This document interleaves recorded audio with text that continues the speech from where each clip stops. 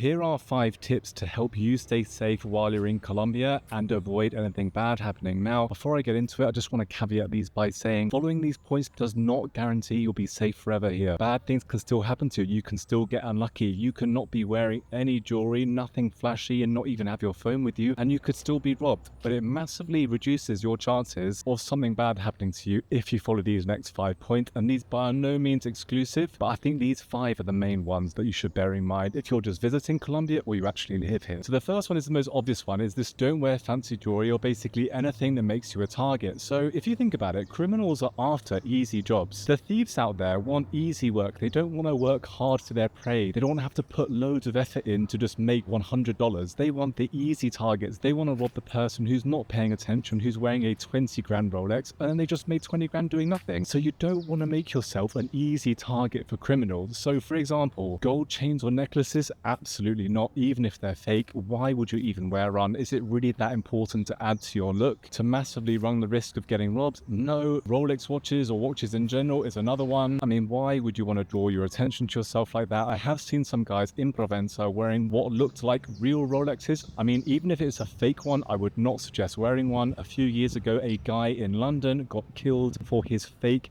Patek Philippe watch. Imagine wearing a fake watch, trying to impress people out who don't even know about watches, and then paying the ultimate price for it, which is your life. It's just not a good trade. And so any jewelry, any watches, and I know it looks like I'm wearing a gold ring here, but it's just a plastic one. And so if I was going to an area which I didn't know, which is a more dangerous area, I do take my little ring off and put it in my pocket, but just walking around where I live is absolutely fine. But you basically don't want to attract any unwanted attention to yourself with jewelry, watches, that kind of stuff. So the second point, I'm actually guilty of this, and that is, don't use your phone in public. Where at all possible, go into a shop, go into a restaurant or a cafe if you need to check your phone, either for directions, checking a message, sending a message, looking at social media, whatever it may be. Try not to use your phone in public. Now, in this age, we are all addicted to our phones. You probably are watching this. I'm definitely addicted to my phone, and I notice I sometimes by accident or even just autopilot, I'm looking at my phone when I'm walking around. And if at all possible, try to avoid this. I know I'm actually kind of doing this at the moment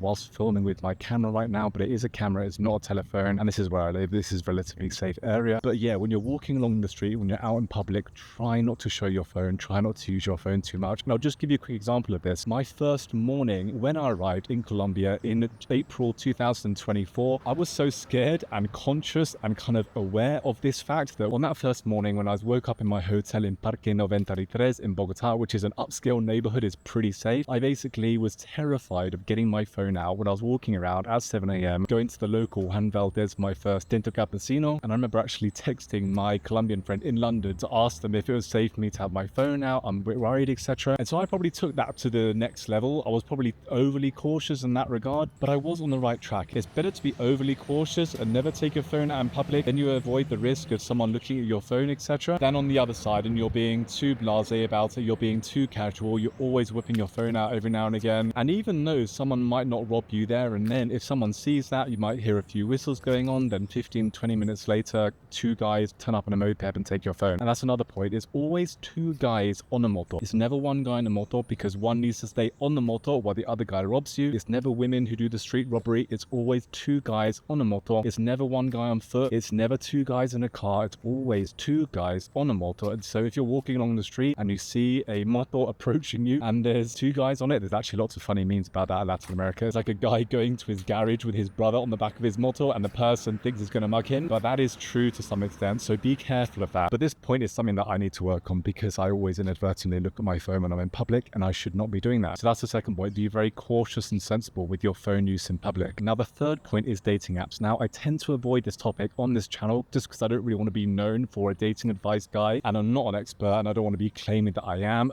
but a few points here can help you guys stay safe. So select verified profiles only on any sort of dating app. You don't want to be speaking to anyone who has not had their profile verified. That's the first point. And the second point, if someone's profile is a little bit too revealing, it's a little bit too sexy, their photos are very revealing, maybe it's lingerie photos or bikini photos, this is also a little bit of a red flag. And I'll tell you why. Because normal Colombian women who are not really interested in doing harm to you or working in the sex industry, that kind of thing, they will not be revealing their body on their dating profile pictures. pictures, if that makes sense. They'll be more reserved, they'll be more conservative with what they present online. And so if you've matched with someone and it's bikini pictures, lingerie pictures, lots of flesh showing, sexy images, that kind of thing, it's probably too good to be true. And I would not suggest talking to these women. And this ties into the next point, which is if you're a Joe Schmo 5 out of 10 guy, let's say just you're an average guy, you're not ugly, but you're not super good looking either, and you end up matching with a 9 out of 10 Colombian lady who's super sexy, it's only bikini pictures, lingerie pictures, she's super forward, calling you amor, all of this stuff, that is too good to be true, and it's almost certainly a stitch up. And I would suggest not talking, definitely not meeting up with people like this, because it is dangerous, and this is massive red flag territory. Now, I'm not saying that every good looking woman on a dating app in Colombia is dangerous, is going to be working, is a red flag, but you have to be super careful. If it seems too good to be true and they have lots of revealing pictures, it's probably because it is. And on the last point, when it comes to organizing a date, you choose the location. The guy never accepts the location that the woman has chosen, because that is also a red flag for a stitch up. I would not suggest drinks for a first date or a first meeting. This is different to London, because in London there's more of a pub culture, there's more of a kind of laid back culture when it comes to alcohol. So when I was single in London, I was using dating apps there, it would be no problem going for a drink at my local pub with someone I've met online and having a couple of pints. That is kind of normal in London, and you don't have to be as careful as you do here. But as a foreigner, you stand out. You're way more of a target here in Colombia compared to London. And so I would suggest no drinks for the first meeting. Choose a coffee shop in a centro comercial or in a mall, because there's security there, there's cameras. The likelihood of something bad happening in the mall is much lower compared to if you were to choose the location of the woman. She wants to go to this bar in Provenza for a first meeting.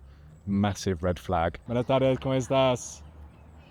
Bien, gracias a Dios. ¿Y usted? Bien. Think about it like this. Of all the stories of you hear of people getting scopomined here in Colombia and Medellin, do people ever get scopomined having a coffee at their local Pergamino at 9 a.m. on a Saturday morning? No. It's always drinking related, it's always alcohol related, it's always at midnight, there's always women involved, dating apps, etc. So yeah, that's the third point. When it comes to dating apps, verified profiles only. If it's too good to be true, it probably is. And you, as the guy, choose the location for the first meet and go with a coffee instead of alcohol. The fourth point is alcohol itself. Now, if you can think of most of the stories of people getting scopomined or bad things happening to them, it's always involving alcohol. People have their drink spikes, these things happen at nighttime, etc. And so I'm not saying that you cannot drink here in Colombia, but you have to be very, very careful when you do, when you go out, because your decision-making skills are going to be compromised. You could potentially be in an area with lots of people that you don't know, you haven't vetted with them. They may seem nice to you, but you have no idea what their real intentions are, so just be very careful. So be very careful with the drink you have. Never accept drinks from a stranger. Take your drink to the bathroom with you, and if you go out with people that you know, that you genuinely know, guy friends or girlfriends that know you, who you can trust, because a lot of the stories where people end up drugged, they end up in a nightclub with people they don't know, they don't have their friends looking out for them, and that's a big red flag. Like me, for example, let's say tonight I really want to go out and party, right? I'm going to send a text to all my friends that I know in Medellin, both men and women, people that I know and trust, and I'm going to ask them, hey, do you want to go out tonight? This might be fun, etc, etc. If at least one of them replies, yep, let's go out, great, we're going to go out, we're going to have a nice time, we're going to have some drinks, we're going to stay together, etc. But if all of them reply and say, hey, no, Harry, I'm busy, I'm not going to come out tonight, or no, I'm busy, I've got plans, then I am not going to go out on my own, just go to a bar, hang out, try and make some friends when I'm out, because that is just asking for trouble, isn't it? Think about it. A criminal or a thief or someone interested in scopomining me sees a lonely white guy in a bar sat on his own with kind of basic level Spanish. You don't want to be an easy target to these people. You want them to kind of look at you, realize you're not an easy target, and just choose someone else. It sounds really bad, but that's how these things work. Criminals are not looking for difficult targets, just they want to put the least amount of effort in for the maximum return. So have this mindset when you go out and you're drinking alcohol. I'm not saying you can't drink in Colombia, because you can, but you have to be really careful when you do, because this is prime time for bad stuff happening. And the fifth and final point is know your zones. Depending on where you are in Colombia, depending on where you are even in a city like Medellin, can massively influence how safe or dangerous an area is. For example, most places at Envigado are pretty safe. You can probably get your phone out in public if you're walking along the street, and probably nothing bad's going to happen. It still might, but the chances are massively reduced. It's just seen as a very safe area. But if you were to whip out your phone in Picacho or Santo Domingo, if you're in El Centro near the Museo de Antioquia here in Medellin, you are asking for trouble. Those areas are a lot more dangerous than Envigado, and so you need to know that beforehand, because you need to basically adjust what you're doing, how you're acting, maybe the clothes you're wearing, depending on where you are in Medellin or even in Colombia as a whole. You know, Bogota is more dangerous than Medellin. Cali is more dangerous than Bogota. Pereira is probably a little bit more safe than Medellin, or Manizales at least. And so knowing this, kind of being educated or educating yourself about the different zones, about the different areas in your city or in Colombia can massively help you stay safe, because when you are in these dangerous areas, maybe you're visiting, maybe you just want to explore, you're not going to visit late at night because it's more dangerous. You're going to visit earlier in the day when it's a little bit more safe and not dead at night. And yeah, this can massively reduce the chances of something bad happening to you because you're just going to be more aware. A really good example of this is walking around Zúñiga in Envigado here in Medellin. Around the area, people will not have their backpacks on their front. They'll just have their backpacks behind them as normal. But the moment people get close to the subway, people start putting their backpacks in front of them so they can see the zips and everything, and to make sure it's safer. And this is a really great example of how even in one single area, different parts can be more dangerous than others. Criminals tend to congregate around the metro looking for easy targets, and so local Colombians will have their rucksacks in front of them or their satchels so they can see what's happening, because they know the areas around the metro are more dangerous. Us as foreigners, we are at a disadvantage of this because we haven't grown up in the city. We don't know all the ins and outs, but just do a little bit of research online before you go to a new area, and that will help you stay safe. So there you have it, guys. Those are the 5 points. There are more out there, and following these points does not guarantee nothing bad will happen to you in Colombia, but it massively reduces the chances and it will help you stay safe. So I'll catch you in the next video.